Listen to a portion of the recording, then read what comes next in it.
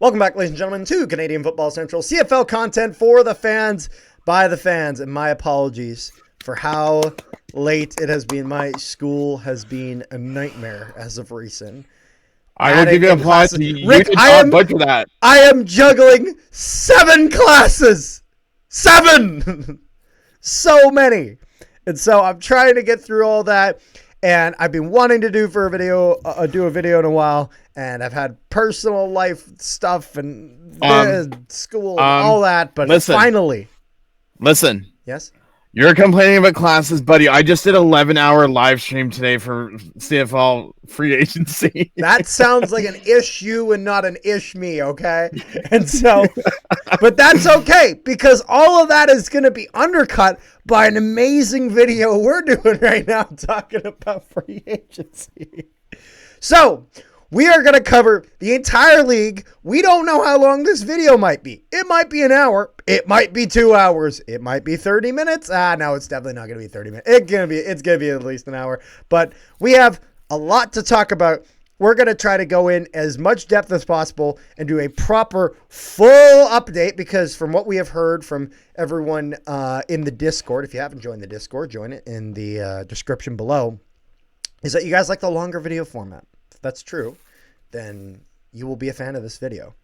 Rick, you have wonderfully put everything into a beautiful Excel spreadsheet for us to go through this video. Don't forget. So if you see my eyes like zooming across the camera, it's just me looking at Rick's spreadsheet.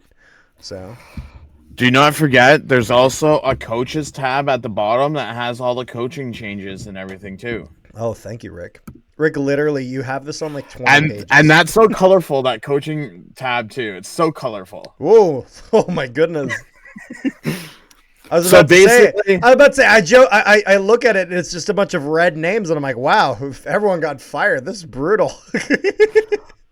So basically all the different color names under each team, that's the team that they came from. Gotcha. Okay. Well, so where do you want to start first? So I think we should start with BC. We're going from west to east. It's the east. We're going west to east, starting in although mostly west to east. Rick, you put this kind of in the wrong order somewhat, but because you then have Saskatchewan, which Saskatchewan's not next to British Columbia.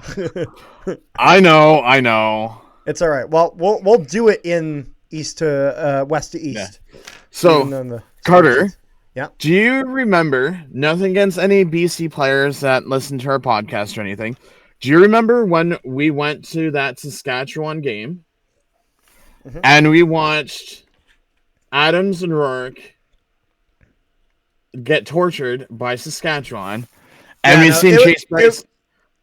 I don't think they would disagree with that being a pretty bad game. Hold on. So the reason why I bring that up is because BC now has a new backup quarterback, and his name's called Jeremiah Mazzoli. Yes, because they didn't see the wonderfulness at the end of the game, which was Chase Price, who was leading the BC Lions on a charge after the team has most certainly died on the field. So after Mazzoli, the funniest thing. They couldn't do it, but then Chase Price got it done. So after Mazzoli comes in as their backup, what was it? At a ripe old age of 36, William Stanback gets released from BC. Yep. After James Butler gets released from Hamilton, and James Butler goes back to BC. Correct. The interesting thing about this is, if you look at the bottom of the running back list for BC, Jason Huntley, he is an NFLer that's coming up to the CFL. And he's only 26. He's only 26, but besides James Butler, there is no CFL or any running back that has CFL experience besides James Butler on this team. So he's definitely going to be their starting guy, which kind of makes sense in the sense of, it wasn't really that from my impression, he was really bad in Hamilton or anything. It was just, it was just kind of more of that. They just had a lot of guys that were doing well in the rotation, and he kind of pulled the short straw. So off to BC he goes. But yes. Then, so before we get down to wide receivers, keep in mind Nathan Rourke is making his $424,000 contract with $200K marketing. He restructured his deal, though, did he not? I thought I heard him restructure. That is, I believe that is with his restructuring. I could be wrong, but I'm pretty sure. That's the restructure deal. Oh, fuck. I mean, I could be wrong because he signed a 3-year deal. Yeah. Again, I don't know what his actual restructuring is because, if I'm not mistaken, I'm pretty sure he was supposed to make $6,000 to $7,000. Yeah. Although I can't remember if that was $600,000 to $700,000. But I don't think marketing money. I don't think marketing money counts towards the cap. I see. Or not. I'm not sure. But anyways, so if you go down to... I don't think it does... I don't think it does count towards the cap because I think that... Isn't that how the CFL has almost their cap circumvention by teams having that big marketing bonus? And and then I remember obviously the controversy last year, Rourke making like $200,000 for marketing, and he basically did the short interview equivalent of "Thank you, go fuck yourself." And so where he was like, "Oh yeah, back to my team, bye bye," and it's like, yeah, we're not paying $200,000 for that. Come on. So then, if you go down to wide receivers, yeah, Justin McInnes, who's leading their offense from last year, this guy's making $250,000, and for the next. So then they got rid of Alexander Hollins. They got rid of Keon Hatcher, but they re-signed Keon Hatcher to a lower deal. Yeah. Ryson John, the one that's listed below Hatcher, is from Calgary. Yeah. This guy had 14 yards off of 2 catches in 6 games. What a big signing. Riveting. Simply riveting. So you have McInnes, Everhart, Katoy, Barry Hill, and Hatcher. And they got what's his name from Saskatchewan? Linnaeus? Oh yeah, Linnaeus didn't play last year. Linnaeus, frick, I forgot about that. I totally forgot he existed. Yeah, he didn't play last year, so he got signed, so I don't know how well he's going to do. Okay. But you can tell by the receiving group if they're going to make the playoffs, they have to step up their game. And then with their offensive linemen, Allen, 210, K guaranteed. And then they kept Couture and Broxton, I see. So the thing is, Dejon came over from a trade with Toronto. Yep. So the only 2 new players is Dejon Allen and David Foucault at the bottom. Yep. Those are the only 2 new offensive linemen. But they have signed a lot of guys through 1-year deals. Broxton, Packer, Pearson, Schluger, Couture. Mm-hmm. Okay. Yeah, no, that makes sense. So then you go down to the defensive line. You have Covington, Banks, Betts. They're missing. They let go of some other defensive linemen, so their defense is questionable. Defensive line, I'd say. But then you go down to linebacker. This is where it becomes interesting. Yes. So not only do you have Andy Elay and Ben Haletic as the top 2 linebackers, but they also signed Micah Awe from Calgary. And then 2 different Adams. Yes. The funny thing is Adam McClare. Yeah. Adam McClare, I'm pretty sure, came from Saskatchewan, and Kunar came from Edmonton. I see. If we go down to DBs, so TJ Lee's not back. They're not re-signing TJ Lee, so TJ Lee's still offensive or a free agent. They did sign Deontay Williams from. Do we know how long his deal is? Is it just 1 year? No, so the ones that don't have anything, they were announced today, but there wasn't anything as to how long the contract was. So I'm still waiting to find out how long that contract is. Okay. He came over from Calgary, so I mean, I don't know. BC's hard to read.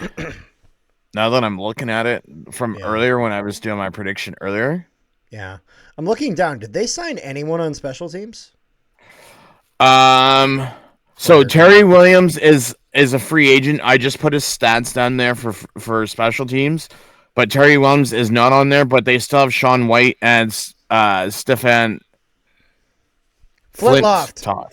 Mr. Love hitting the score clock. Yes. So those two are still there. Yeah. Then let's see here. So, and then obviously Buck Pierce as their new head coach. Yes, and their offensive coordinator. What's funny about this is Mike Benavides, who was their assistant, their special teams coach, is now their defense coordinator. Yep. And Ryan Phillips, who was their defensive coordinator, is now their DB's coach. Oh, there you go. So it's kind of a demotion. Promotion, demotion. I see. I mean, their defense was hit and miss last year, so I understand that. So overall, how do you feel about these BC Lions? If Hatcher can get back to his normal ways, Katoy can get back to where he was, and Linnaeus shows up, it's quite possible. And this is all assuming that Rourke gets back to his ways as well. Yes. I mean, it could be, now that because I tried to do my predictions earlier, so when I was doing an 11-hour live stream, but now that you think about it, even if Rourke doesn't do well, you still have Jeremiah Mazzoli. This is true.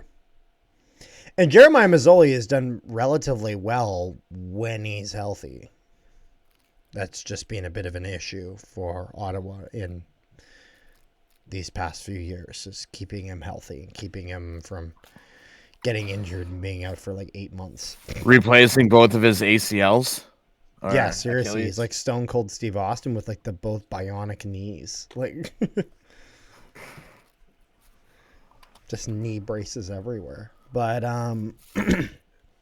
overall, I mean, it looks like BC's offseason has been okay.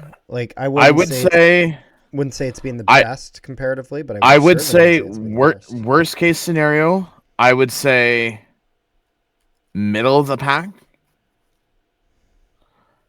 Best case scenario could be top 2. Yep. Yeah, no, that's. I think overall, at the end of the day, this is all speculation. I mean, we've had predictions that have gone very, very accurately. We've had predictions that couldn't have gone any worse. I'm sorry, Rick, but your Ticats have been a part of that. Thanks. I didn't know if they would be first. I certainly didn't expect it to just collapse the way it did. However, when we get to your Ticats, I think you'll be excited. There's a lot to actually hope for. Oh, buddy, you have no idea, my friend. Actually, I do, because you stole like half my roster. Hey, listen, I didn't steal it. The assistant GM. I didn't steal it. I'm just wearing the black and gold in every video. Listen, I know I'm talking to you. I don't sign the contracts, my friend, so. Yeah, but I still blame you. I don't have to be right. I could just blame you. Anyways, so. Where do you want to go first? Next, Calgary or Edmonton? All in all, we're thinking BC decent middle of the pack. Season. Right? I would. I'm thinking we go Edmonton first, right? Okay, I'm just trying to think. If I was to. Or actually, let's do Calgary first. Calgary is technically more west. I'm just trying to think if I was to give them any type of a grade, I want to say maybe because of the linebackers that they signed, the receivers not that great. They don't have a depth running back that we have seen yet, besides James Butler. They got James Butler back. They have Jeremiah Mazzoli. I would say a C plus, B minus. I was gonna say B minus. So B minus, but then again, this is also from just speculation and where it's looking. I was just looking at numbers. So that then leads us on to Calgary. Now, Calgary would start with we have to talk about the trade first because it all starts with that. Vernon Adams Jr. traded to the Calgary Stampeders, and this was actually one of the few that we actually did do a video for and actually did cover because our coverage of some stuff has been kind of hit and miss for a bit, but it was a trade. Was it a trade or no? He was still under contract, right? He was still guaranteed. No, it was just a trade. It was just a trade. Gave up a couple draft picks, but with kind of some suspect to how good those will be. Overall, seen as a relatively good trade for the Stampeders in the sense of that Jake Maier was clearly not the next guy. If there's anything that Calgary could use, it would be a kind of maybe another quarterback in that system, another backup quarterback. Maybe they'll have to call the Winnipeg Blue Bombers so Winnipeg can hold out a card and they could just pick a card because they just have all of the backup running backs now.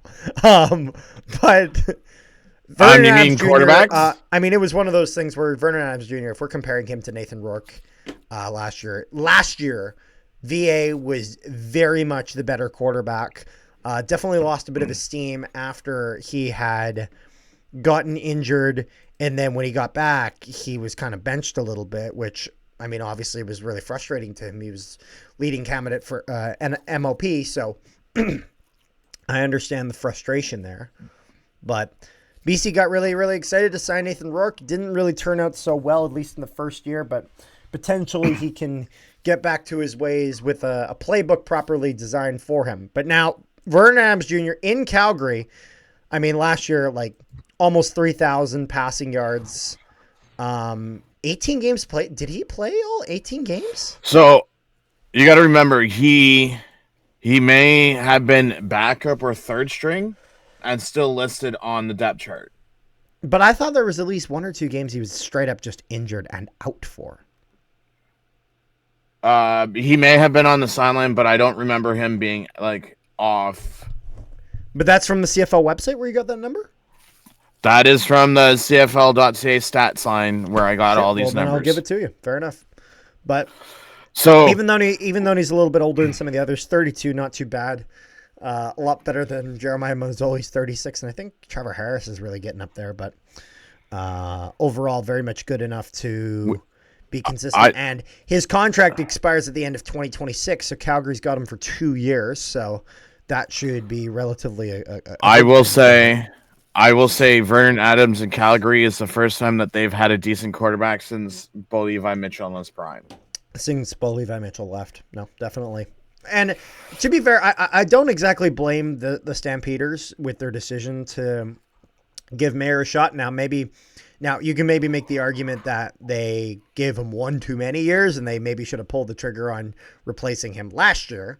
However, it definitely made sense to give it a try, and it seemed like Bo Levi Mitchell was kind of on his last legs. Now, he did kind of find himself a little reinvigorated in Hamilton, despite the fact that the team itself, unfortunately, because of defensive issues, which I think Rick would put most of point the finger at a certain man named Mark Washington. But overall, he's been able to be successful there. But Vernon Adams Jr. definitely a key component now in the Stampeders team, and I think there's a lot to be excited for. Now, if there's anything I'd be concerned about, it's the running back core, Rick. I don't know. Hold on. So you have Dedrick Mills. You also have the scrub kick, Prince himself, Antwi from Montreal who's prime for the scrub kick. If you remember the scrub kick where he drops the ball and kicks it for 5 yards. You're talking the onside punt. Yes, the onside punt. He is now in Calgary, so we don't have to deal with that on the East Coast. Lovely. We have to deal with it on the West Coast. Yeah. And then the guy that's under him, first name's Regis. He came over from Montreal. He was the fullback in Montreal. Yeah. So, I mean, besides Antwi and Mills, you have a little bit of a problem. Keep in mind, Mills did have almost 1,000 yards just rushing himself. Yeah. But here's where the fun comes, my friends. So, Reggie Bagleton, they signed Dominic Rhymes after Ottawa released him. So they have 1,000 yards from last year. Jalen Philpott will have a career. Oh, what's the term in hockey where if you're crap and you go to another team and you get a whole new change of scenery? Like a career year? Like No, like I don't know, where it's like if you're on one hockey team and you're crap and then you get like a change of scenery and then you just like come out of nowhere and start playing well. That's Jalen Philpott, because his career was going down the toilet with Jake Mayer. And now that Jake Mayer's not there, his career will be really... I was about to say, I think every Stampeders fan's like, please be like Tyson. Please be like Tyson. Please be like Tyson. Like, they're just waiting for him to just pop off in that Tyson Philpott manner, which I'm not saying it's not going to happen, but I don't know. It's like Jake Mayer, as much as he wasn't the answer, he certainly had games where he's been, like, pretty good. And Jalen Philpott didn't really get going during those games, so... Maybe he will. At the end of the day, chemistry is a big thing. Now, they still will retain Cam Eccles, which he had done relatively well, and he'd also done well in situations when, if they, kind of, there was a few situations where he had done very well. And in like a clutch situation. I don't know why I'm stumbling over my words so much when I'm talking, but I am right now. I know from the fella we had talked to when we had done the mid-season reports, I think he was excited about Ishmael Hyman and his potential. Only played 5 games last year, but 27 targets, 18 receptions out of that, 220 receiving yards, 1 touchdown. And then why do you have a thing 30 here? Does that mean 30 yards or more? Or? Yeah. So he's had so 30 is how many? Pass. Yes, 30 plus yard pass. Don't forget they also signed Taven Jones from Montreal at the bottom of the receivers. And then I see they still have Malik Henry on here and some others. Yeah, Malik Henry didn't play, so that's another one that you forgot about. And then they have your favorite, Rick. It's not Mark Washington, it's Marcus Washington. It's just your favorite. And then, wow, is this all... Wait, so hold on a second. These offensive linemen here. That's all they have right now. That's all they have right now. Like, are you saying all that invites and everything? Or all that they have total? No, that's all they have right now. Okay. The Calgary Stampeders are going to need some offensive linemen because right now they have 6. They have 6, so they have 1 extra. So, like, I'm sure they're going to have Americans come from the States. I'm sure they're going to be drafting players and so forth. If you go down to the defensive line, there's one name that I'm going to bring out to you. Yeah. And his name is Flo Ormalade. He came over from Toronto in the Cam Judge trade. Yes, I remember him. So, I mean, outside of that, do you even recognize a single defensive lineman on their team? Because I obviously don't, except for Flo. Nope, I don't. I'm trying, I promise. So then you get down to linebackers. It's even better because linebackers, they only have 5 sides. Now they did get Moncrief and Sopik, which were decent last year. So Moncrief came over from Saskatchewan. Fraser Sopik came over from Toronto. So from with what I've been told from people in Calgary, Sopik will play the will linebacker. Moncrief will play the Sam linebacker, and then Micah Tite will play the middle linebacker. So position. Your Mike or Mac linebacker, depending on where you're from. But. Okay, so got your then Samuel Mac. We will get down to the DBs, but here's we have to time out. So Rick made me aware of this. Now I haven't seen the CFL world talking about this, but we're going to talk about it right now. Demario Houston, former Winnipeg Blue Bomber, was a great bomber, was a great stampeder, has, I believe, what was he? He was domestic violence. He was arrested for domestic violence down in the States.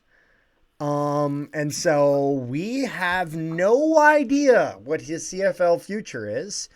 As again, he was arrested, so we don't know what the situation is. I'm actually curious whether he's innocent or guilty or whatever, but it certainly does not look good. My thing is, if it's gonna be, I wonder if it's gonna be like a Kenny Lawler, where he got charged with a DUI, where he had to miss. Yeah, but you'd think that domestic violence would be considered worse than that. but here's the thing, though. And Toronto fans are going to make an uproar about this. So, if Chad Kelly gets suspended 9 games for what he did, is Demario Houston going to get suspended for what he did? Yeah, well, I imagine, and here's the reason. I don't think Chad Kelly was ever charged. There was an investigation, but I don't think he was ever actually... It settled out of court. It was settled... Oh, okay. So... Then people were paid money and so forth. Then potentially they would have to see if this reaches a settlement or if this does not reach a settlement, or if the case is just dropped entirely. I don't know. The only difference is this domestic violence does not have to include the Calgary Stampeders. This is down in the States. Yeah. So, but I will say, I'll put it this way: whatever comes of this, someone's not going to be happy, in the sense of you have a potential situation where let's say nothing in terms of CFL discipline happens to him. Mm-hmm. Argonauts fans will not be happy, and to be fair, I kind of understand why a little bit. In that regard, if something does happen, obviously I can't imagine he'll be happy. And potentially maybe some Samps fans will be. I don't know. I really don't know. This is we really don't know much of anything in this situation besides the fact that this is kind of what's being reported. And we're going to have to wait for details because from everything I've seen, this is in terms of knowing the CFL impact. Because I mean, that's what we cover on this channel. If you came here for law advice, you came to the wrong spot. But when it comes to the impact on him in the CFL, there are similarities between his situation and the Chad Kelly situation, but there are also some very differences. And so I have no idea how the CFL will handle it, especially since they're in the process of looking for a new commissioner. So I don't know. So potentially a new commissioner will have a different outlook on this sort of thing. I don't know. The last thing that I've heard about that is the commissioner is still the acting commissioner until they find a new commissioner. Until they find a replacement. Yeah, no, they're Justin Trudeauing the situation. Yeah. And so as he is acting prime minister until they find someone to go in and probably lose an election. But so if Demario Houston does play, yeah, they have 2 good corners in Demario Houston and Damon Webb. This is true. If both play. If he does not play. If he does not play, Calgary's defense is just screwed. I was about to say, they certainly don't have any shortage of DBs. The question is, how much are they going to get out of any of them? So here's and as far as special teams go, Paredes is back. Cody Grace, the punter, is supposed to be going to Edmonton. So there currently is no punter on Calgary. I mean, punters are a dime a dozen, so I think. I thought you were gonna say, "Do you blame him?" I thought you were gonna say, "Do you blame him?" No. So I was about to say, if they need a punter, I know a punter that could use a CFL job. Who's that? Dan Faithful? No, I'm not talking about Dean Faithful. I'm talking about Domagala. Oh. Remember, he was in Ottawa. We had talked about. Yeah, but I thought he was a kicker in Ottawa, though. Well, he had done some kicker, but he was a punter in Edmonton. Oh. Well, actually, yeah, he was. Yeah, now you can go play for Calgary. There you go. But if we look, here, there are some rumors. Antwi was a rumor. He then was confirmed. Yeah.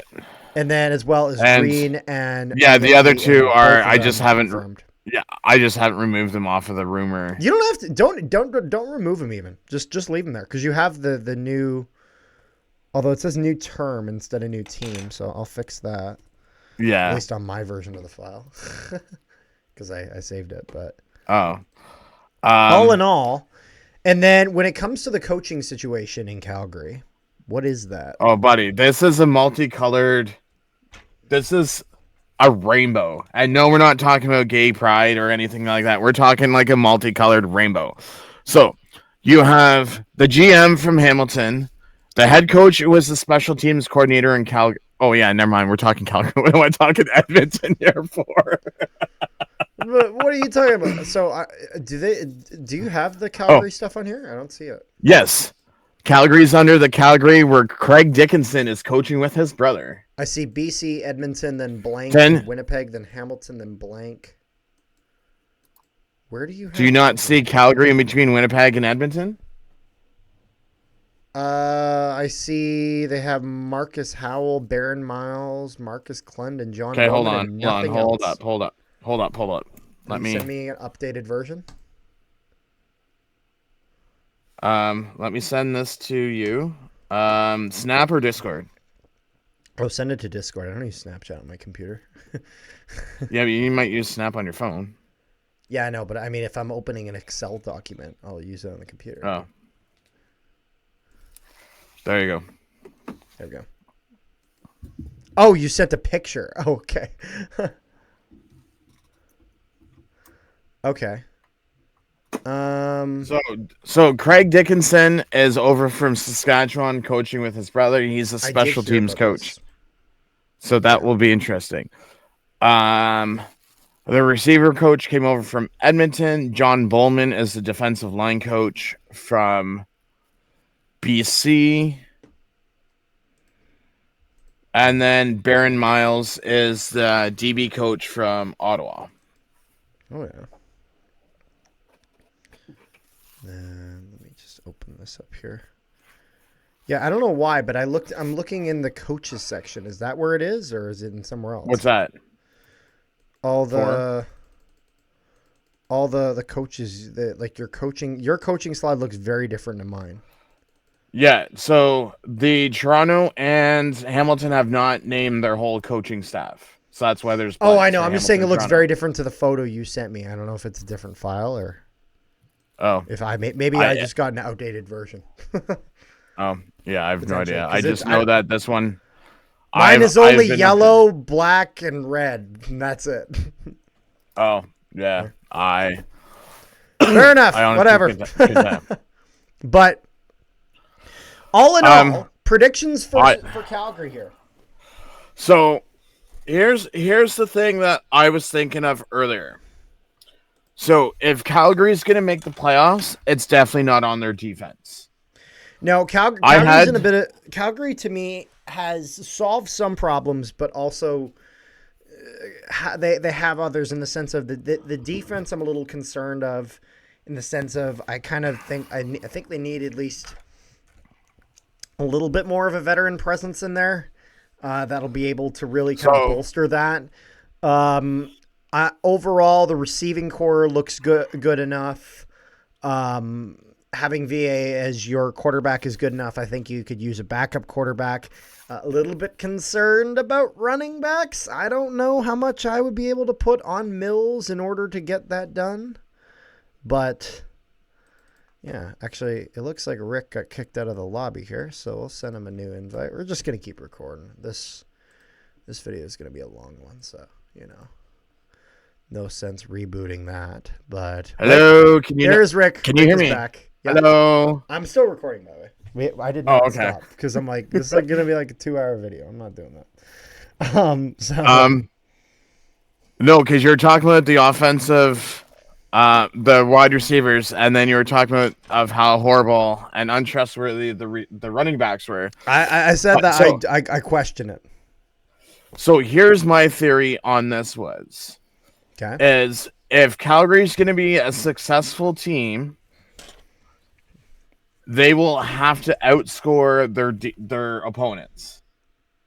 So I don't know if you remember the Toronto Argonauts from last year, but the Toronto Argonauts last year, basically 10 out of the 18 games that they played, their defense gave up 30 points per game. So if Calgary wants to win their games, unless they sign someone mysteriously on defense, or finds a diamond in the rough or something, they're gonna have to outscore their opponents if they're gonna have any type of success. Yeah.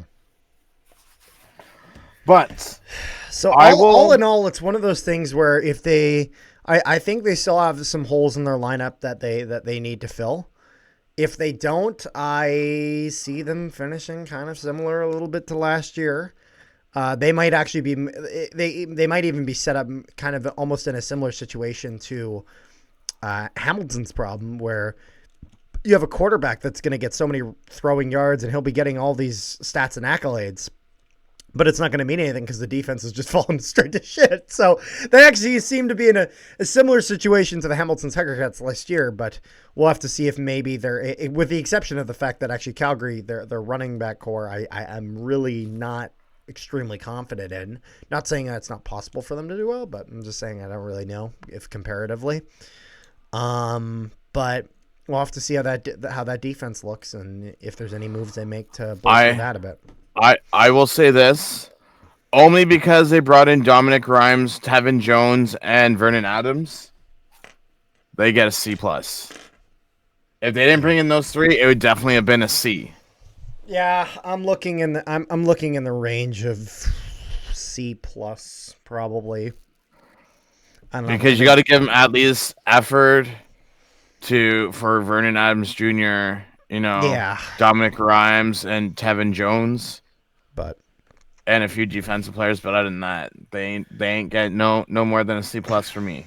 So that then brings us to our other that brings us to our other mess of a team in Alberta. We'll just put it that way. Oh boy, we got a lot going on here. Edmonton Elks, and so everyone that was hoping for Trey Ford to be the starting quarterback, he is again a maybe. Here's the thing, and so a little bit of a back history on this. Mm-hmm. So a week ago Sunday, the tampering windows open at noon. Explain to me how within, I want to say, 2 hours, Edmonton has signed 6 players. How is that even possible? Like, you can't. It's called pre-tampering. Exactly. I was about to say, I think the Edmonton Elks did a little bit of tampering before tampering was technically allowed. So, but hey, I guess no one's able to prove it. But Cody Vajera, maybe they're just really efficient. I don't know. Maybe they're just throwing money around. Then again, they just had someone who just bought the team, so it's entirely possible. But so they make the trade, Bethel Thompson for Cody Vajera. Yes. And they acquire him, and so now you get in this ultimate question of, is it Cody Vajera? Is it Trey Ford? Which I think they probably roll with Cody Fajardo, and I want to say it's Trey Ford's team to lose. They'll give him the first 6 weeks, and then if he's crap by 6 weeks, don't be shocked by the 7th week if Cody Fajardo is starting. So you think they start with? Well, then that might be the situation, because Trey Ford kind of made it clear he was gone if they had no interest in him, and he signed a 3-year deal, right? So what are you gonna do? Sit out if they don't play you? No, but it was one of those things where what I said is that Trey Ford was waiting till the coaching staff to be announced before he re-signed. So I'm saying is because he re-signed, he must have heard something that indicated you're getting some playing time. You know what I mean? True, but I mean, if you aren't up to snuff, by week 7, you're gonna sit, and Cody Fajardo is gonna lead this team. This is true. Yeah. But obviously he had some level of guaranteed playing time, so Trey Ford's going to spend some time out there. Not sure exactly how they're going to divide up that time, but also, what's the NAT? I never asked about that. Oh, so NAT is national, A is American, G is global. Okay, gotcha. Global. Okay. I'm just asking. I didn't put Canadian, I just put national. That's fine. And then, so that would be your quarterback core. If we look at your running back core, Edmonton is solid. Justin Rankin, Javon Leake, they were excellent last year. They got Leake signed up for 2 years. They got Rankin for 1. In my opinion, you don't need any more than that. That's great. So, here comes my huge problem with this team. Curly Giddens Jr., Julian Grant. So you basically you took out Geno Lewis and you put in Julian Grant. Yeah. Oh, sorry. You got to add on a little Trey Adams-Dukes who didn't play last year, and Middlemost who had 43 yards all of last season. Yeah, and then other than that, there was someone else they had that I quite liked that they lost. I'm trying to remember what his name was. He was Mr. Cobb. No, well, I mean, Dylan Mitchell. I liked him. Hergy Mayala, that's who it was. Oh yes, he went to an East team in Toronto. Yeah, no, they'd also lost Hergy Mayala. So, and it was crazy because they had probably one of the strongest, at least on paper, receiving cores in the league, and now it looks kind of like one of the weakest. So, Edmonton, get some receivers, but. Besides, if they didn't get that, I think they can really get themselves. What? No, I was just looking at the offensive line, and I didn't realize I had the same person listed twice. Yeah, and they got 3 younger guys from the draft, so that's relatively nice. So McGregor came over from Ottawa. There's also David McKellar. You mean? Yeah, McKellar came over from Ottawa. You said McGregor, and I'm like, where's the G, bro? Oh. David also, Beard. You have Brett Boyko on there twice. Sorry. Listen, that's what I just said. I said I didn't realize I had the same player on there twice. Oh, okay, sorry. David Beard is coming over from Hamilton on a 2-year deal, so he was our ultimate center, but he's going to be their ultimate center. Did you not add that in yet, or? That's on the rumors, so he hasn't officially signed yet. Hasn't officially signed, but because he has to do his medical first. I see. Now, so overall, looks like an okay offensive line. Now, this is where shit can potentially get. This is going to be something. So, their defensive line list. Jared Brinkman, Jake Serezna, both coming from Toronto. And Robbie Smith. Don't forget Robbie Smith is coming over from Toronto too. Yes, this is true. And so Serezna's getting 1 year, $225,000.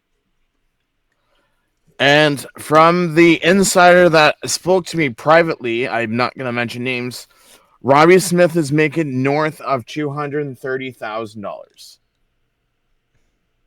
Damn. So you ultimately have almost $500,000 between two defensive linemen.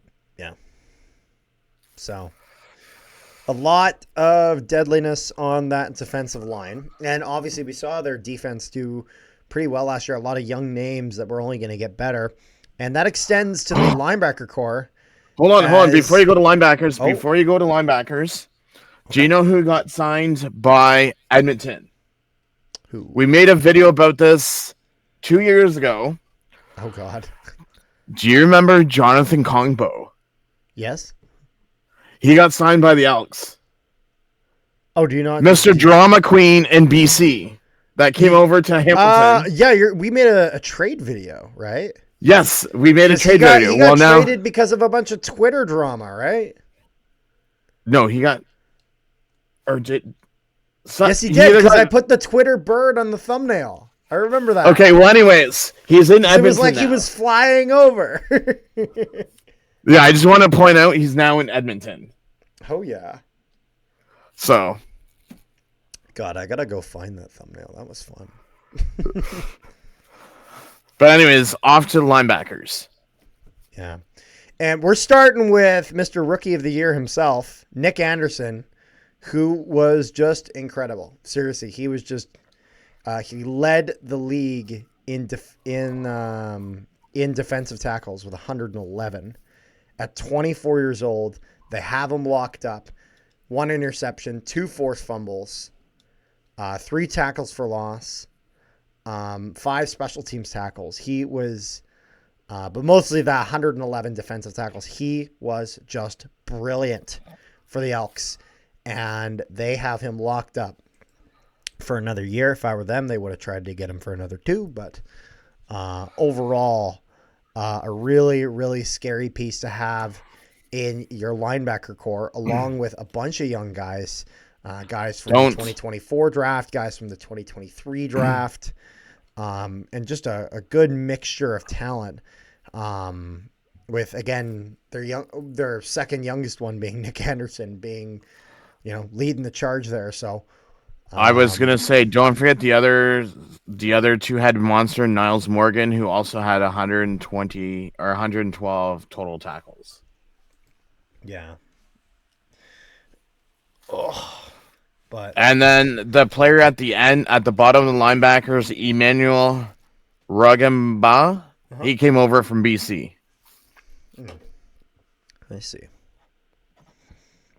Then, do we want to get on to the defensive backs? Wow, I have definitely. I was on something today because I have the same player listed as a linebacker and a DB.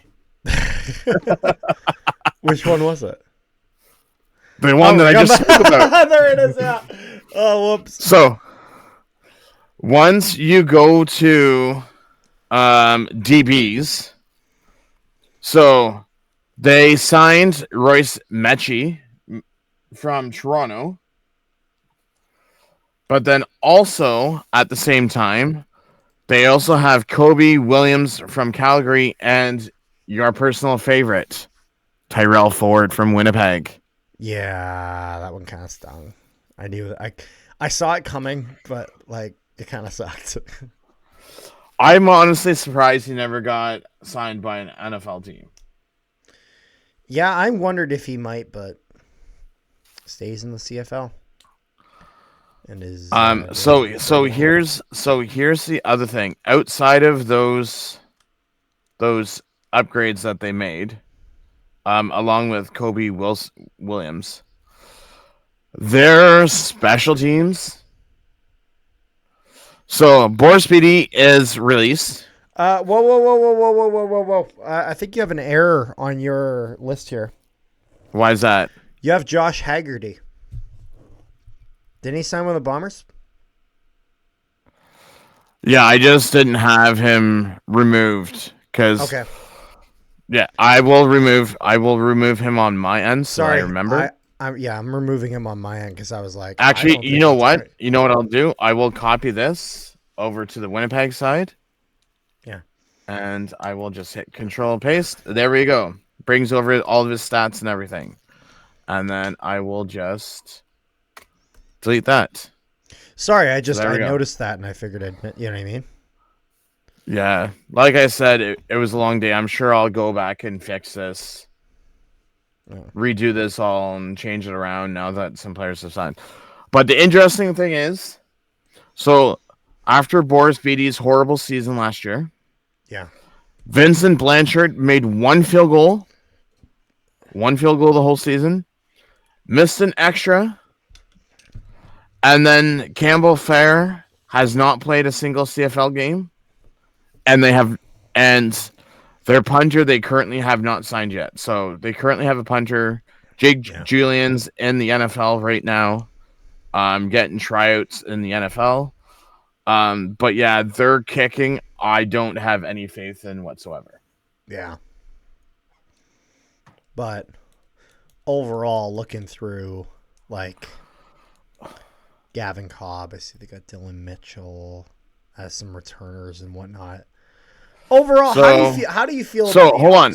So Gavin Cobb and Mitchell are not on the team. I just specifically put that there so you can see where the punt return yards and kickoff return yards came from last year. They're not on the team anymore. Oh, okay.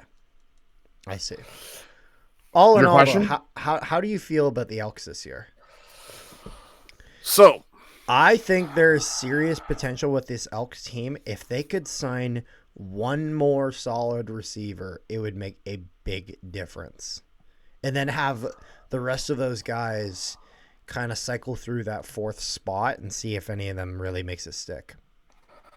So here was my theory is when I thought about this earlier, when I was doing my little predictions earlier, is if Edmonton just sticks with what they have for the receiving group, they're not going to place any higher than fourth in the West. I'm not going to say because they won't. I'd say maybe third. I'd say third is their. But ceiling. What are you going to do? What are you going to do? Have your defense win you games and then score no points because you have no one to catch the ball? They may have to swamp more towards a running base game potentially. I don't know. There were also to be fair, they also had sometimes that Javon Leake would go in and they'd have Rankin as playing like halfback or fullback, and then they'd have Javon Leake kind of swing out and almost play receiver. So I don't know, like.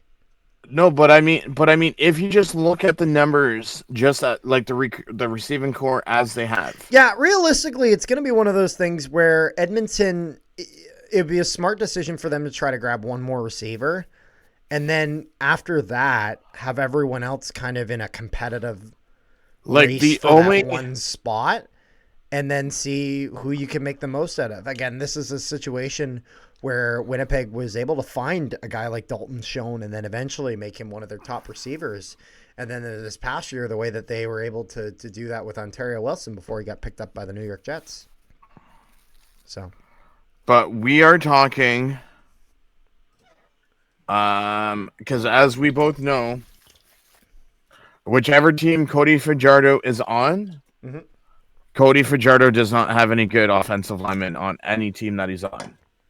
Oh, yeah, no, he's getting sacked about 100,000 times. So, I mean, outside, I wish I didn't do my prediction. Not even two Brett Boykos can stop him because he put the thing on it twice. Ha, ha, ha, ha, ha. I want, based off of the defense alone, with no receivers, I will end Ed Harvey's.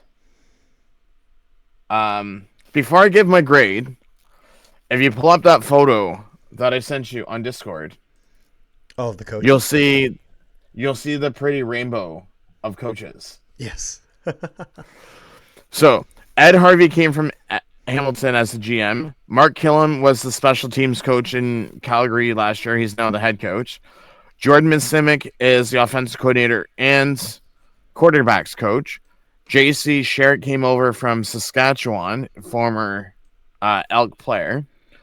You have Maxey, who was the defensive line coach for Toronto last year. Jason Tucker, when he played for Edmonton, so there's kind of history with them. Yeah. Tristan Dice, he was the running backs coach for BC. Sorellis was the offensive line for Edmonton last year, so that didn't change. Maxey's the special teams coach and defensive line. Sherritt is linebacker and defensive coordinator. And then Aaron Grimes, who was a player for them a year ago or 2 years ago, he is their DB coach. And the defensive assistant, I see. I mean, that's what they have as listed as their on their website is defensive assistant. Alrighty. Well, all in all, I think the Elks, if they make no more moves, their ceiling is realistically anywhere between 3rd and 5th in the West. In the sense of it could all go terribly wrong and they end up where they did last year. Or if they have a good season, they could make the playoffs. But probably not in the number 1 or 2. I will say they probably don't have a home playoff game. So if in their current state. In their current state, if they don't add any receivers, I want to say because they're gonna have to find scoring from somewhere. Because I mean, you have Rankin and Leak, but you don't have I mean, Ford could probably do short yardage if you had to. I would say I would say 4 or 5 at least in the West. If they add a receiver or 2, depending on who they add, I would say 3rd. Yeah. But just off of their receivers or their defense alone, just off of their defense, I would say at least a B. Because they did add a ton of defense. But they didn't add any offense. But if we're looking here now, we should move probably what would we give them for a letter grade? Edmonton. That's what I was just saying. I give them just on their defense alone. I'd give them the team at least a B. I give them a B plus. Because they did. Because I'll put it this way, I gave a B minus to BC, and I think Edmonton did significantly more than BC, and I think their defense is just completely rock solid. And but see, so the difference. I gotta give them a BC. I gotta give them not BC. So B plus. The difference the difference between BC and Edmonton is BC has the receivers, Edmonton doesn't. Yeah, but Edmonton has a killer destructive defense in the way that BC's defense is okay. But I mean, let's get on to Saskatchewan because we're an hour into this. Before you get on to Saskatchewan, I got something interesting to tell you. Okay. Both Calgary quarterbacks are in Saskatchewan. Tommy Stevens and Jake Maier are both in Saskatchewan. Yep. And both of them are going to be backup, as Jake Maier is going to be a backup quarterback playing behind the Great Pyramids of Giza that some people call Trevor Harris. Trevor Harris is 38 years old. So for athlete standards, he is old. And so he's got another contract for another year, so I imagine he'll be probably starting for them. Jake Maier, very solid choice as a backup. And gives them a lot of options. Trevor Harris was able to play relatively decent last year. Jake Maier, of course, not to the same standard of Trevor Harris, but for a backup quarterback, having a guy with some starting experience is really, really good. And all that you would hope for Jake Maier is to, try to throw a few less interceptions. So Tommy Stevens will be the third quarterback. I want to say short yardage. Oh, yeah. But ahead of Jack Cohn and Michael Heers? Yes. Okay. Because, I mean, Tommy Stevens was the short yardage QB in Calgary. Okay. So it only makes sense. Now, that then brings us forward to their running backs, which they still have. The two-headed have. Monster. The two-headed monster of Raquel Armstead and AJ Ouellette. Again, this is with the assumption that whatever issues the Red Blacks had with Armstead, we don't see that ugly head arise in Saskatchewan. AJ Ouellette, thing very much of note here is that they will also have, it will not be a two-headed snake, it will be a three-headed snake, because the coach of the running backs in Saskatchewan is none other than Winnipeg Blue Bombers legend Andrew Harris is the running backs coach in Saskatchewan. Of course, he built a good friendship with AJ Ouellette in his time in Toronto, where he ended his career. And so he's now continuing that in Saskatchewan as the running backs coach for Armstead and Mr. Thor, but didn't have any thunder himself last year, AJ Ouellette. As he only played 8 games. As he only played 8 games, he struggled with injuries, but then even in some of the games he played, he wasn't able to kind of get the numbers that he was probably hoping for, that he was able to get back in Toronto. But overall, very much a solid running back core. Now, one thing that you're going to have to remember here for Saskatchewan is that with you having a two-headed American monster for your making sure you got enough Canadians in the starting roster, you're never going to get it from the running back position. So that'll be a key thing in terms of roster management for the Riders. So just kind of an important thing to keep in mind. Why do some of them have N and some say NAT? Is that the same thing? No, because when I went to go it's basically the same thing, because when I went to go hit the N, Google Sheets would always automatically pick up NAT. Oh, okay. And then I would have to hit delete and just put the N.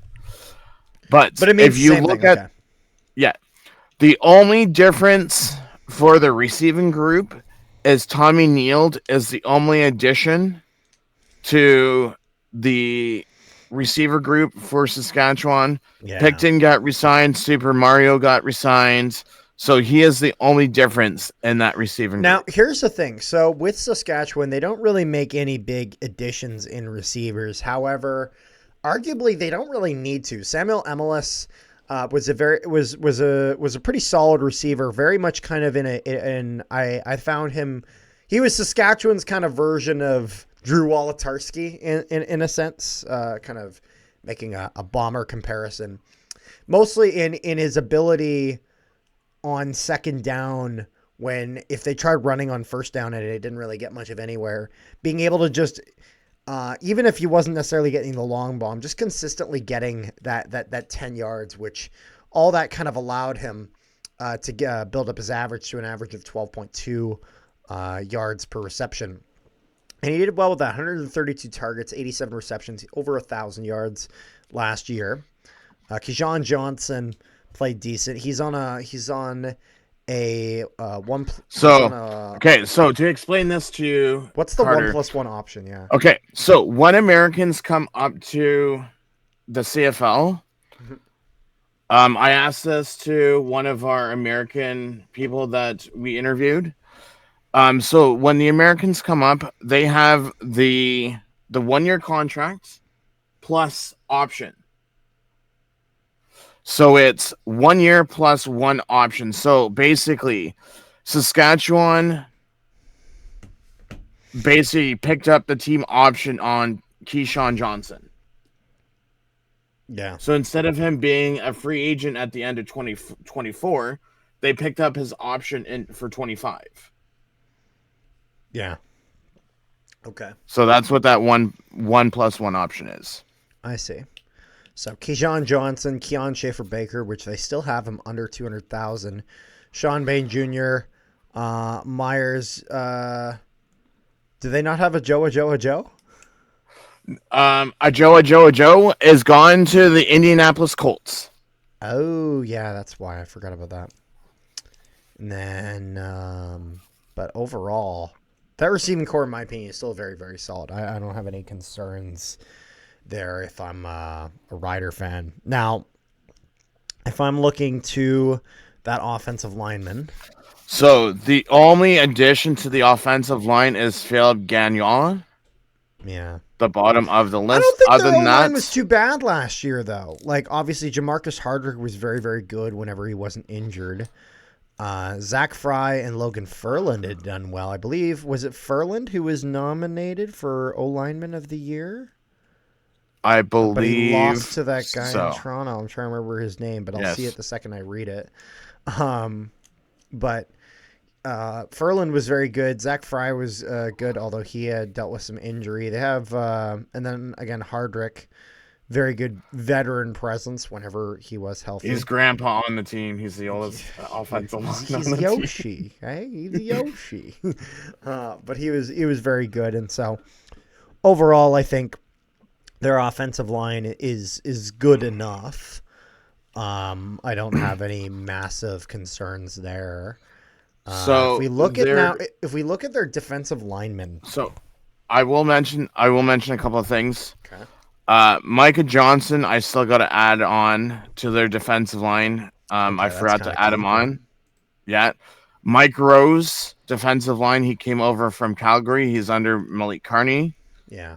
Because he was released by Calgary, and that's how Saskatchewan was already able to sign him.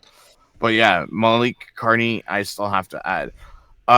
Now Shane Ray, he did play for Toronto, and then he went down to the NFL, played for the Bills for a season or two, and now he's back up in the CFL. Yeah.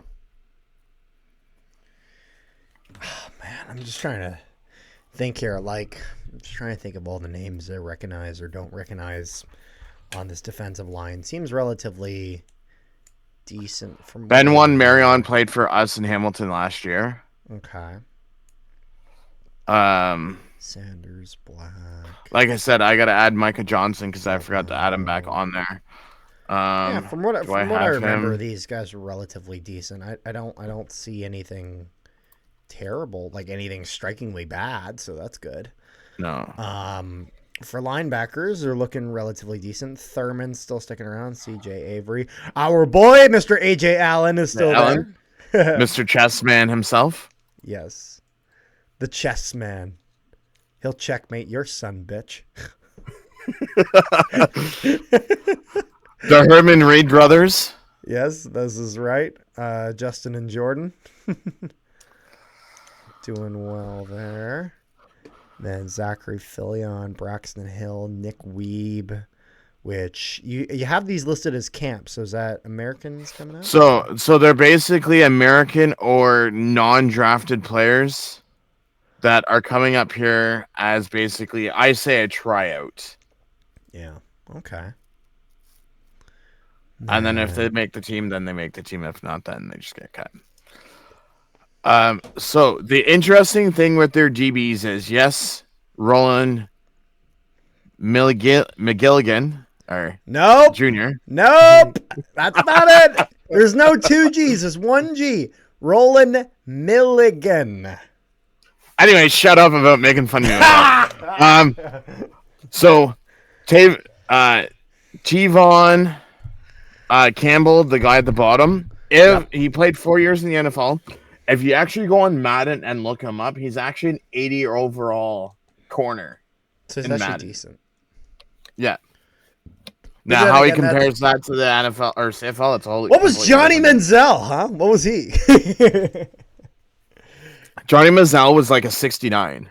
In Madden? Yeah, when I played Madden 19, when he was in Madden 19, he was like 69. Oh shit. Damn. But Nelson Lacombo, Onyeka, Jackson Ford. Yeah, overall their defense went on a pretty decent stretch there. And then also it says Marcus Siles. Is that supposed to have an A in there? Marcus Sales?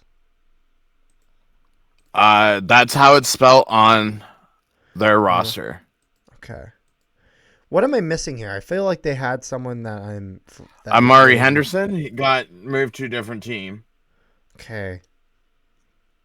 or maybe it was Roland Milligan Jr. Because I know, obviously I see him there, but I mean, I'm just trying to remember. Yeah, because remember how he led the team in special teams tackles? Yeah, no, he was really good. I remember there was a lot of people upset that he wasn't nominated for MOP or something, but whatever. Yeah. Go cry me a river. Then special teams leading by the horse himself, Brett Lothar, who missed 11 field goals last season. I was about to say, the man who missed the Labor Day kick. It's okay. It was like a 65-yarder. It's not that big of an issue. It's funny. People were so mad at him, and I was kind of like, there's one man who can hit that kick, and his name is Sergio Castillo, and he's not on your fucking team. But it was one of those things where he had done well. He had also, like, to be fair to Brett Lothar before that, he nailed the onside kick. So, like, it's not like he was playing bad that game. He didn't. He just missed what was a very hard kick. But Brett Lothar, he's relatively consistent, so they're keeping him around. 34 years old, but they got him signed through the end of the 2026 season. So 2 more years at least with Brett Lothar in Saskatchewan. Mario Alford still being your returner. Makes sense. Don't know why you would replace him. So they don't. They keep him around. Makes sense. And for punters, they might have Couch do a bit. They might have probably have Lothar do the majority of it, but potentially Adam Korsak might do a bit as well. They have him signed through the end of 2025. Now, if we're looking here at coaches for Saskatchewan, obviously I already mentioned the situation with Andrew Harris. Travis Brown at linebacker is the only difference. Those two Everything are the only else difference. Is basically the exact same. Yep. Corey Mace and crew. And crew. You have Josh Donnelly down there from the Rams. University Rams. That they just said he was from the university. I'm not. Some university somewhere that's called Rams. Yeah, he's from the university.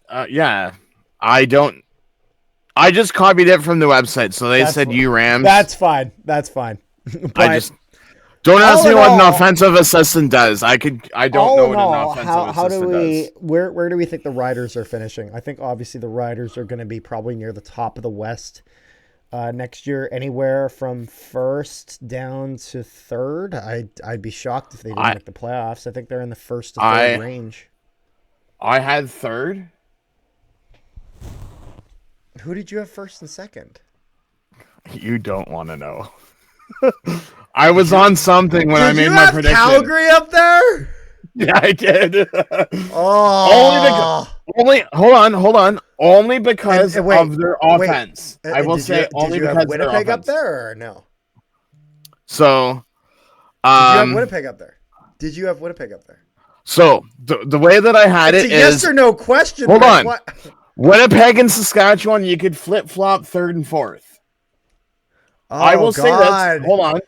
You people never learn. We keep making the Grey Cup, and you keep putting us at missing the playoffs. You never learn. Yeah, but your guys' defense took a shit. Okay, well, we lost like the first 5 games and then came back and whooped everyone's ass to get to the Grey Cup. So you know what? We find a way. It's one thing if you didn't have us go into the Grey Cup game, fair enough. But don't have us making the playoffs now. That's just... Hold on. There's... Oh, my God. Once you go through the East teams, you will understand why. No, I won't, because the East teams aren't competing with the West for standings. But all the top receivers are all in the East, which would make sense if all 4 East teams make the playoffs. There would be only 2 West teams that make the playoffs. So there'd be an East crossover. And Winnipeg is going to be one of them. So your ass is going to learn. Your ass is going to learn. It's gonna learn. Anyways, we're getting ready to go to Winnipeg. We're going to Winnipeg. That's where it's like that Simpsons thing. All right, back to Winnipeg. You know. All right. So leading the charge, despite everyone complaining about it, but I'm not, is Zach Collaros. Say what you want about him. He's been to like, well, how many consecutive Grey Cups now? 5 in a row? He won 2 of them. I know people are talking about, oh, well, he lost 3 in a row. Yeah, well, your fucking team didn't make it that many in a row, so let's not hear about it. He's not perfect, but he gets the job done. Zach Collaros, 4,000 passing yards. I'm curious to see who are gonna be the 2 quarterbacks that get cut on this team. It's funny because you don't even have them all here. You have Zach Collaros, Chris Streveler, Jake Dolegala, Terry Wilson, but then I guess some people have said it's heavily rumored. Some people have said it's confirmed. Bombers Paradise on Instagram has him confirmed. Shea Patterson, which is really funny because if you think about it, in the past like 1,500 days, the Riders have defeated the Bombers twice. One of them was Jake Dolegala, and the other was Shea Patterson. And then so the Bombers said, okay, if these are the 2 guys that beat us, we'll just get rid of them from Saskatchewan, and now they can't do it. So I guess maybe that's the logic, but Winnipeg has the surplus of backup quarterbacks that the Calgary Stampeders dream of, also known as they could really use at least one of them. You know what your quarterback room reminds me of?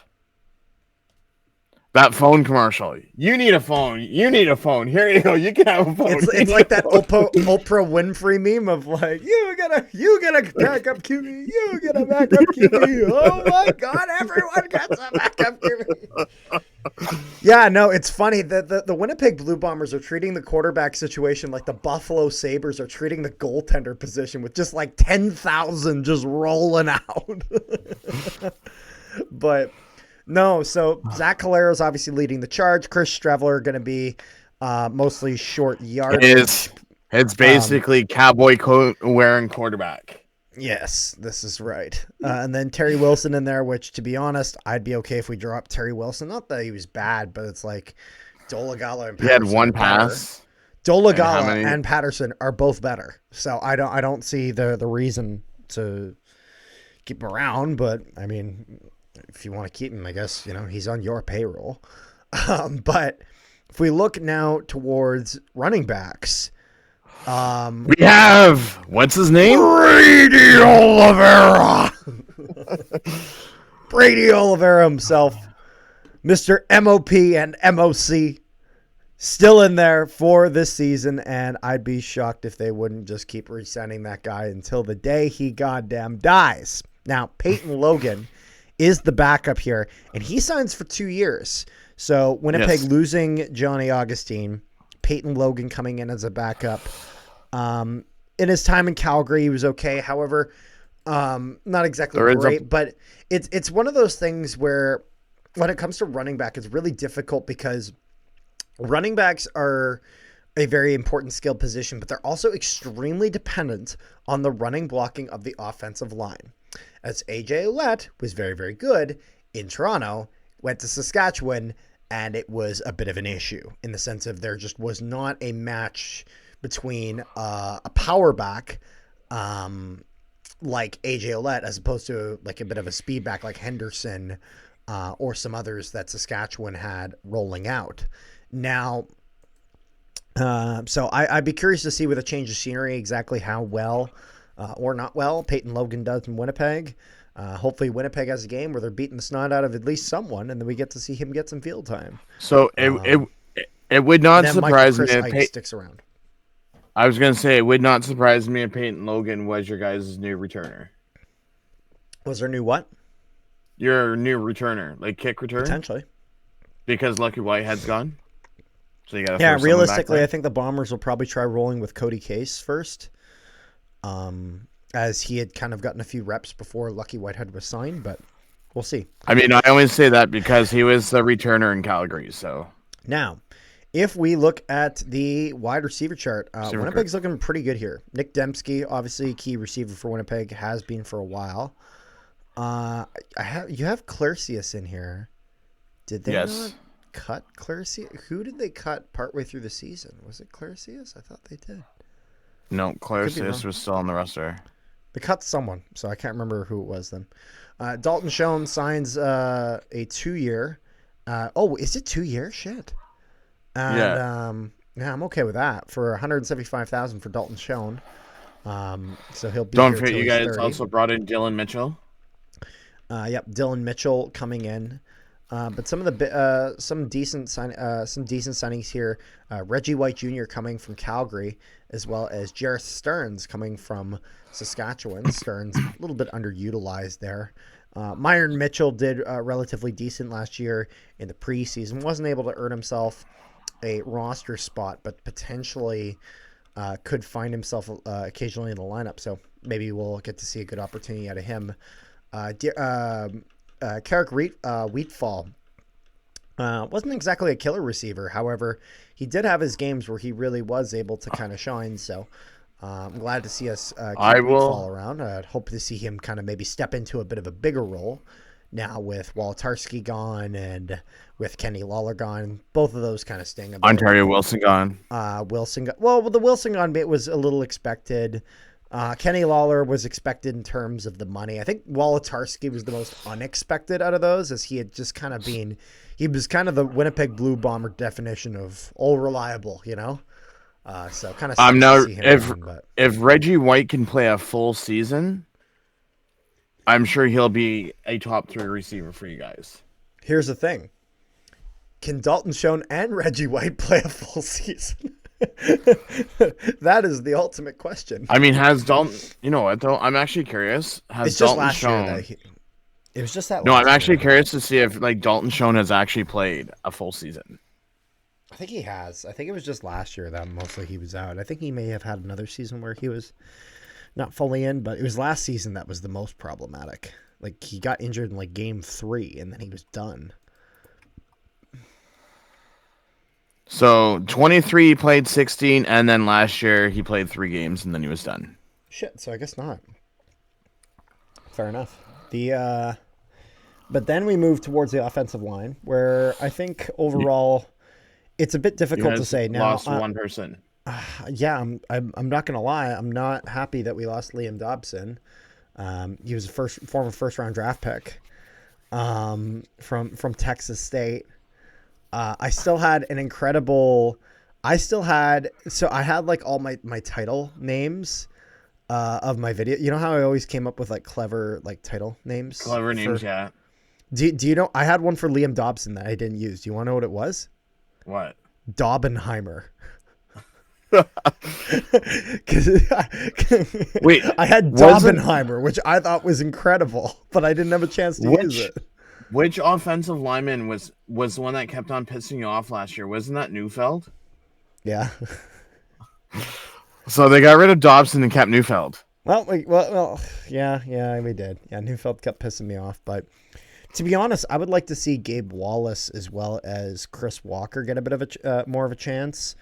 Lofton, I hope he maybe is able to improve a little over last year, but I think the guy that I was relatively happy with last year was Gabe Wallace whenever he did go into that role. So I'd like to hopefully see him get a bit more playing time. Maybe Vanderpool potentially. I don't know. Just kind of. We know that Kolinkowski and Neufeld are getting a bit older and they're going to be getting aged out. So, and then Stanley Bryant is old as the Pyramids. However, he is about as rock solid as the Pyramids as well.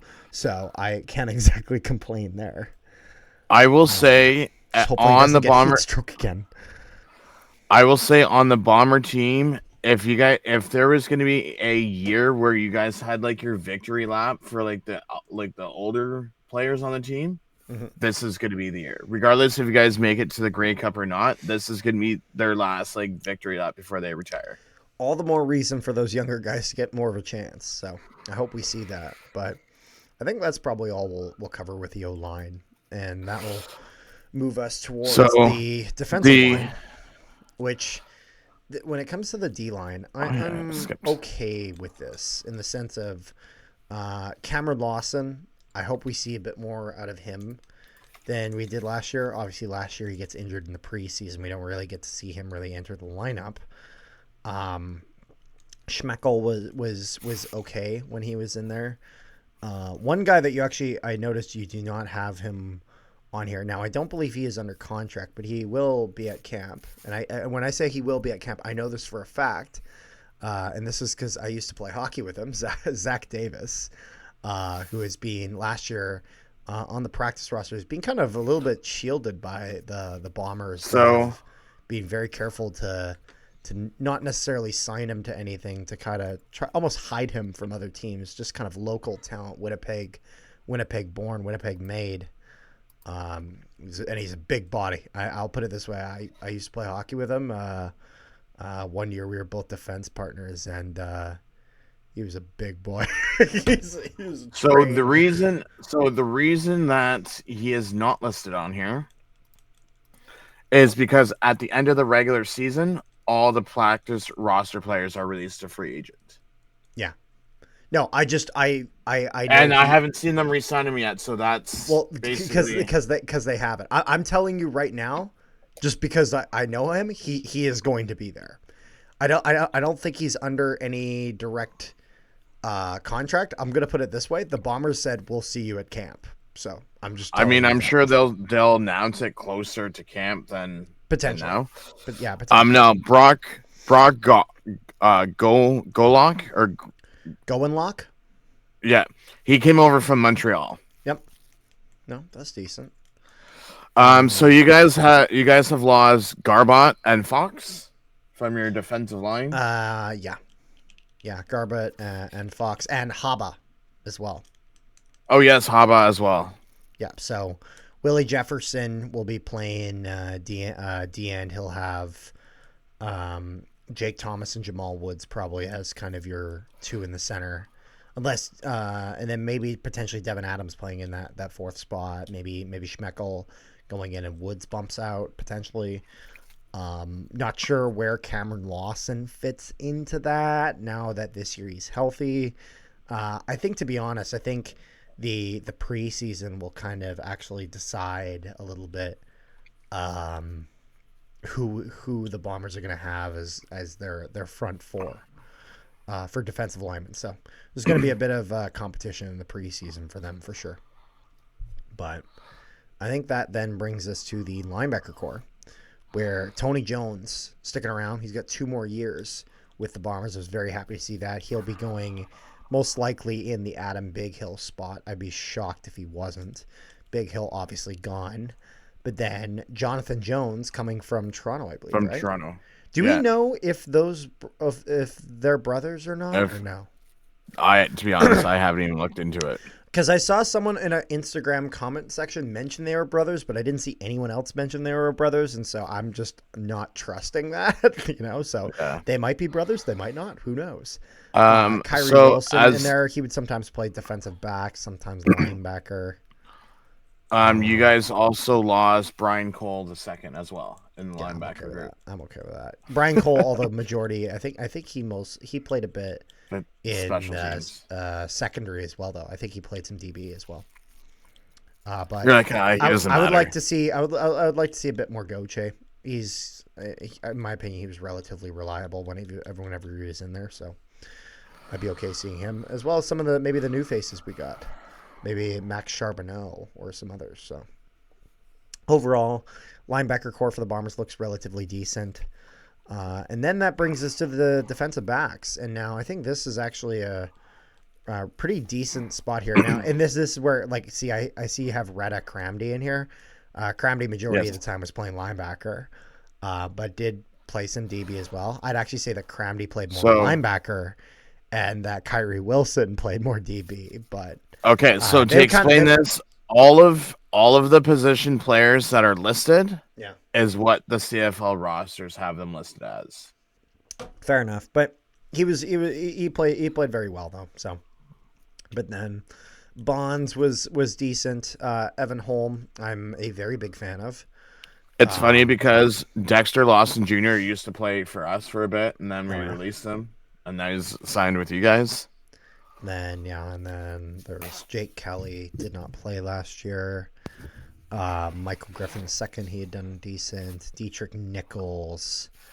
Then obviously you got the So Howlett the only brothers, one that and then you Josh guys really Haggerty. lost, Yeah, was the traded for, one, yeah, pretty and much then Joshua Haggerty, who came from Edmonton, I from believe. Edmonton, yeah. Yeah. Okay, so And then you decent have pickup there. the myth, the legend, Sergio Castillo. Sergio Castillo himself, and then at punter you still got Jamison Sheehan, who Both I under thought last contract year for the was season. kind of okay. And then you have Lucky Whitehead listed. I don't think he's under contract. No, so again, like I said, all the stuff under punt and kick returner, I just put there, so at least there's someone. Yeah, no. So realistically, my guess is that Cody Case will probably be our starting returner, as he had played a bit of that last year. Myron Mitchell also played that a little bit in the preseason, so we might see that. I don't know if maybe they'll try maybe some other receivers in that role. Maybe they'll try Peyton Logan in that role for running back, but there's potential of who they'll play there. So all in all, I think it would I think it could go pretty decent. So the big difference for you guys is your running back coach is now your offensive coordinator. Yes, this is true. I'm just gonna take a And look at the and former interim head coach Jarius Jackson is your guys' quarterback coach. Yeah, I'm okay with that. Those are the only two. Jordan Younger stays at our as our. Those are the only two changes in your guys' lineup. Yep. Mike Miller still got O'Shea. It's funny because Mike Miller was supposed to be rumored to be going to Toronto and some type of coaching position, but he never did. Yeah. All in all, how do you think you would grade the Bombers? Now that I have time to dissect things, I'm gonna say that the Bombers finish anywhere first through third. I don't see them missing the playoffs. I'm sorry, I don't. Just again, it's one of those things where you can make the argument that they've lost here, they've lost there. I will. This has been the same case in prior years, and they've still made the Grey Cup final. So here's my only theory is for you guys to finish top 2 and make the Grey Cup, Collaros has to be healthy. If Collaros goes down injured or any shape or form, you guys might as well just. I wouldn't. I actually disagree with that. I don't think we would be as screwed as you think we would. I would say if Collaros isn't performing properly, I would say that would be a bigger issue. And the reason why is because I know the Bombers would have the hesitancy to remove him, to put one of their other quarterbacks in there, whether that's Dolgala, whether that's Patterson, or Strevler, whoever. But I think the bigger concern would be just a lack of good performance than it would be injury, in my opinion, at least. See, the thing is, I don't think that Collaros there is a lack of performance, because I mean he's gotten you guys have had so many successful years with him. I'm just saying, with him being 36, Father Time and Mother Nature is going to catch up with him, and he's going to eventually. Oh, and let's not pretend like Zach Collaros has never been injury prone in his career. Oh no, I'm not saying that. What I'm saying is, the only way you guys miss the playoffs is if Zach Collaros gets injured for, I want to say, 6+ games this year. If he was to go down with an injury. Yeah, no, that's fair. So how would you give a grade here to the Bombers? I'm just trying to think.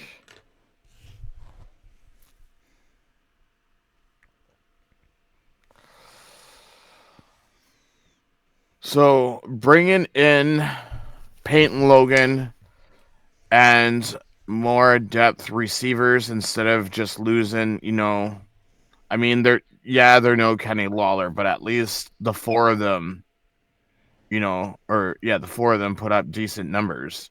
Yeah. I mean, I would give them at least a solid B+. Yeah, I think I'd put him in the B+ range. I think all in all, I was relatively pleased that they actually got some guys of some name value and didn't just get a bunch of no ones, and that they actually were able to at least splash a little bit in free agency this year on like some prior. One player that I forgot, the one player I forgot to put on the list that's the position's not really on any roster. Mm-hmm. Benson got re-signed by you guys as well. Yeah, long snapper. Yep. The long snapper. Yeah, Mike Benson's been here forever, and he will be. He's like a Gordon White of Hamilton. He's never going to leave. Yeah, well, except Benson. Benson is just Gordon White, but older. He's already been here for like however many years. So now here's my thing, Rick. Do we cut it off here? I think I'm okay. I'm okay if you want to do West a video, because like I'll put it this way, we're at the hour 35 minute, and I'm getting. That's fine if you want to do 2 different videos, then that's fine. Yeah, I'm so okay. I know we said we'd do the whole thing right at the start, but to be honest, I think this will probably do best as a 2-parter. Release the West. I'm just happy that we have a video coming out. Yes, me too. I honestly am. I've been wanting to get on this, and I think that in the coming days we'll be able to get on the East or whatever, but. This is needed to happen. I mean, I'm on holidays for the rest of the week, so take your time. All right. Well, thank you all so much for tuning in. We appreciate you joining us again, as it's been forever. Thank you so much. Make sure you guys like, share, and subscribe if you haven't already. If you're listening to us on Spotify, give us 5 stars. We would really, really appreciate it. Rick, is there anything else you got? No, I don't. No, you don't? Well. No. Peace, love, and positivity to all you wonderful people at home, and we will see you guys next time.